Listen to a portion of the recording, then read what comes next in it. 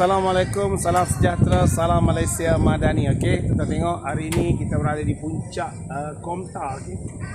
Yang mana ketinggian 6 tingkat ke 68, okey. Di sini kita dapat ada lancung yang khas di kerja dengan JN dan sebagainya.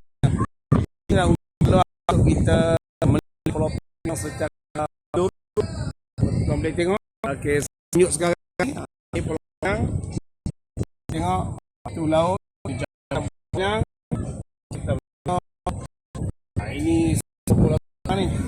Okay, tengok kita ada kawasan buat asli taman untuk kita beristirahat, dan ketika ini angin sekali lah cuaca panas, jadi anda semua dan dia menjadi bangunan dia puncak tinggi ini.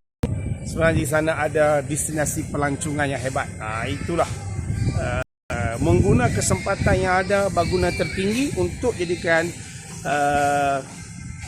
produk pelancongan negeri Pulau Pinang. Okey, terima kasih tuan-tuan sekalian. Terima kasih.